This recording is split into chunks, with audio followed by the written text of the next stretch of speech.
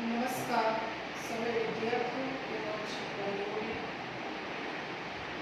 આજે આપણે અંગ્રેજીના લેક્ચરમાં એક અગત્યનું ચેપ્ટર એક્ટિવ વોઇસ પેસિવ વોઇસનો અભ્યાસ કરીશું. સૌપ્રથમ આપણને પ્રશ્ન થાય કે એક્ટિવ વોઇસ પેસિવ વોઇસ ગ્રામરમાં શા માટે? તો એક્ટિવ વોઇસ પેસિવ વોઇસનું ઘણું બધું મહત્વ છે. કોઈ જ પણ વાક્યને આપણે સમજવું હોય તો પ્રથમ એ વાક્ય કયા પ્રકારનું છે, એટલે કે એક્ટિવ વોઇસનું છે અથવા પેસિવ વોઇસનું છે એ આપણે સમજવું જોઈએ. તો ચાલો આપણે આજે આ ચેપ્ટરની શરૂઆત કરીએ. એક્ટિવ વોઇસ જેને ગુજરાતીમાં કર્તરી રચના કહેવાય છે. પેસિવ વોઇસ જેને ગુજરાતીમાં કર્મની રચના કહેવામાં આવે છે. હવે સૌપ્રથમ આપણે પ્રશ્ન થાય કે એક્ટિવ વોઇસ એટલે શું કે પેસિવ વોઇસ એટલે શું? તો આપણે અહીંયા જોઈ શકીએ કે એક્ટિવ વોઇસ એટલે શું એ પ્રશ્નનો જો આપણે જવાબ જોવો હોય તો અથવા એક્ટિવ વોઇસ કોને કહેવામાં આવે તો અહીંયા આપણે એનો જવાબ સમજીએ. જે વાક્યની શરૂઆત ક્રિયા કરનાર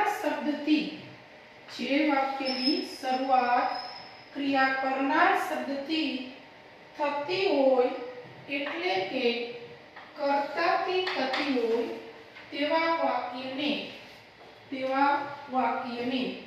એક્ટિવ વોઇસ કર્તરી રચના કહેવામાં આવે છે. ફરીથી આપણે રિપીટ કરીએ. એક્ટિવ વોઇસના વાક્યને આપણે કેવી રીતે ઓળખી શકીએ અથવા એક્ટિવ વોઇસના વાક્યની ડેફિનેશન જોવી હોય તો કે જે વાક્યની શરૂઆત ક્રિયા કરનાર શબ્દથી થતી હોય તેવા વાક્યને એક્ટિવ વોઇસ કહેવાય. આનો અર્થ એવો થયો કે એક્ટિવ વોઇસના વાક્યમાં કર્તાનું મહત્વ હોય. અહીંયા આપણી પાસે એક્ઝામ્પલ છે. આપણે દર વર્ષે દિવાળી ઉજવીએ છીએ. અહીંયા આપણી પાસે એક્ઝામ્પલ છે, એનો આપણે અભ્યાસ કરીએ. કોણ દર વર્ષે દિવાળી ઉજવે છે તો કે આપણે. સામાન્ય રીતે વાક્યને કોણ પ્રશ્ન પૂછતા જે જવાબ મળે એને આપણે ભાષામાં કર્તા અને ઇંગ્લિશમાં સબ્જેક્ટ કહીએ છીએ. એટલા માટે આ વાક્યમાં આ સેન્ટેન્સમાં આપણે જે શબ્દ છે એ કર્તા એટલે કે સબ્જેક્ટ બનશે. ક્યારે ઉજવીએ છીએ, ક્યાં ઉજવીએ છીએ, કેવી રીતે ઉજવીએ છીએ, આવા પ્રશ્ન પૂછતા જે શબ્દ મળે એમને અન્ય શબ્દ કહેવામાં આવે. દર વર્ષે એ આપણા માટે અન્ય શબ્દ છે. ઇંગ્લિશમાં આપણે એમને એક્સ્ટ્રા વર્ડ કહીશું. શું ઉજવીએ છીએ તો જેની ક્રિયા થાય છે એ શબ્દ આપણા માટે verb એટલે કે ઇંગ્લિશમાં એને આપણે ઓબ્જેક્ટ કહીશું. ત્યાર પછી ઉજવીએ છીએ જેની ક્રિયા થઈ રહી છે એ શબ્દ ક્રિયાપદ છે. ખાસ વાક્યમાં સૌથી વધારે મહત્વ હોય તો એ ક્રિયાપદનું કહી શકાય. શા માટે તો કે ક્રિયાપદમાં થતા ફેરફારો એટલે કે આપણે કાળ પરિવર્તન પણ કહી શકીએ. અહીંયા આપણી પાસે ઉજવીએ શબ્દ આપેલો છે. એ ઉજવીએ શબ્દ સાદા વર્તમાન કાળની ક્રિયા દર્શાવતી વિધાન એક્ટિવ વાક્ય રચનાનું ક્રિયાપદ છે. હવે આપણે એનું ઇંગ્લિશમાં ટ્રાન્સલેશન કરીએ એટલે કે ઇંગ્લિશમાં એનું રૂપાંતર કરીએ. જો એનું ઇંગ્લિશમાં રૂપાંતર કરવું હોય તો આપણે સૌપ્રથમ વાક્યને નક્કી કરવું પડે. કેવા પ્રકારનું વાક્ય છે તો કે એક્ટિવ વોઇસ. ત્યાર પછી આપણે એનો ટેન્સ નક્કી કરવો જોઈએ. તો અહીંયા ઉજવીએ છીએ જે હું તમને આગળ સમજાવીશ. દરેક ગુજરાતીના વાક્યના ટેન્સ ઓળખતા અને આજે આપણે ગુજરાતી કે ઇંગ્લિશમાં દરેક વાક્યને એક્ટિવ વોઇસનું છે કે પેસિવ વોઇસનું છે એ પણ શીખશું. તો અહીંયા આ વાક્યને આપણે આ રીતે ઇંગ્લિશમાં લખી શકીએ. જે વાક્ય આપણી પાસે છે આપણે દર વર્ષે દિવાળી ઉજવીએ છીએ તો એનું ઇંગ્લિશ આ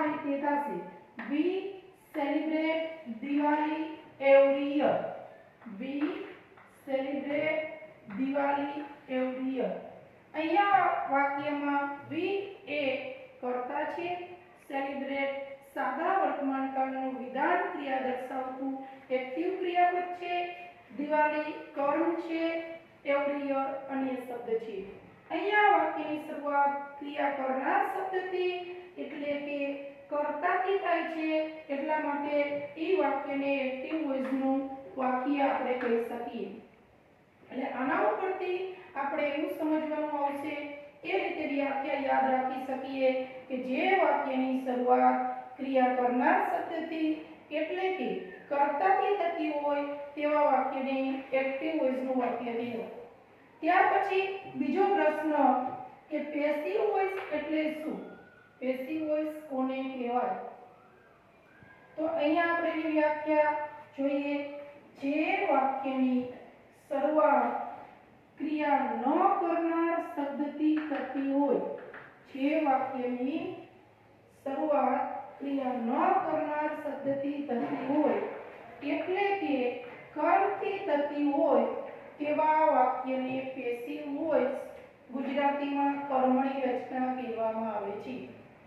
તો એનો અર્થ એવો થયો કે પેસિવ વોઇસની શરૂઆતમાં કર્મ એટલે કે જેને આપણે ક્રિયા ન કરનાર શબ્દ કહી શકાય.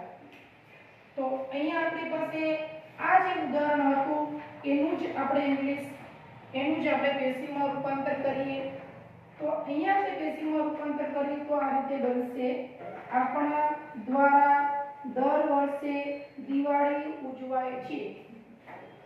હવે ઇંગ્લિશમાં અહીંયા રૂપાંતર કરેલું છે: Diwali is celebrated by us every year. હવે આપણે પ્રશ્ન થાય કે અહીંયા is શા માટે આવ્યું? આ is શું છે?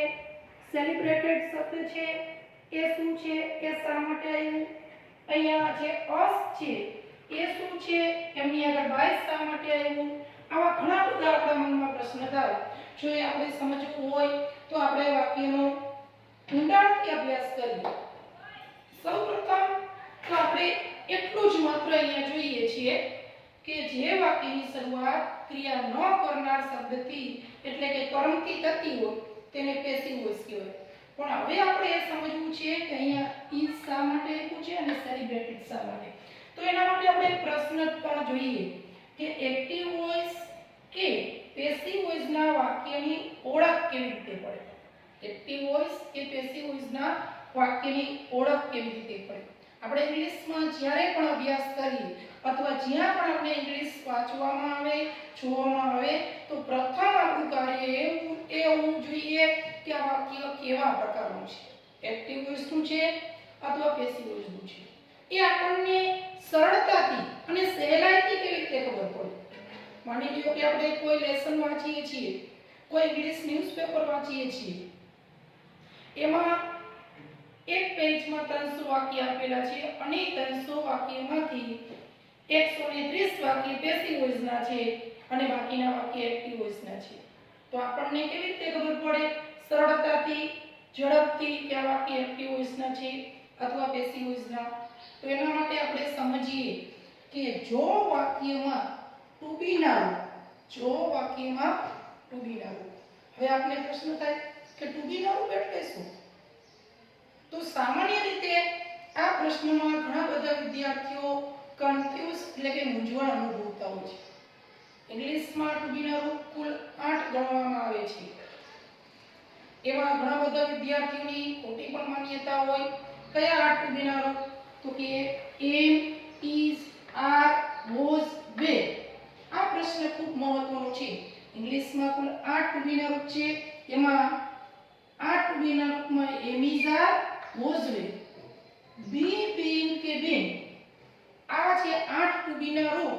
તેમજ ઉત્કૃતાંત આપેલું હોય તો તેવા વાક્યને પેસિવ વોઇસ કહેવામાં આવે.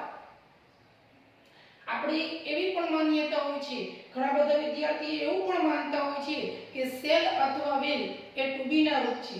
ના, શેલ વિલ ટુ બી ના રૂપ નથી. શેલ વિલ સહાયક ક્રિયાપદ છે. Do, does, did, can, could, shall, should, will, would, may, might, must એને આપણે મોડલ ઓક્ઝિલરીઝ એટલે કે સહાયક ક્રિયાપદ કહી શકીએ અથવા વિશિષ્ટ ક્રિયાપદ તરીકે પણ ઓળખી શકીએ, પણ એ ટુ બી ના રૂપ નથી. ટુ બી ના રૂપ ઇંગ્લિશમાં કુલ 8 ગણવામાં આવે છે. Am, is, are, was, were, be, being કે બીંગ. આ 8 ટુ બી ના રૂપ તેમજ ભૂતકૃદંત આપેલ હોય તો તેવા વાક્યને પેસિવ વોઇસ નું કહેવાય. તો આનો અર્થ એવો થાય છે કે કોઈ જ પણ વાક્ય હોય તો પહેલા આપણે એનું નક્કી કરીશું કે આ ટુ બી ના રૂપમાંથી કોઈ પણ એક ટુ બી નું રૂપ છે, યસ. ત્યાર પછી ભૂતકૃદંત છે, હા, તો એ વાક્ય પેસિવ વોઇસ નું છે.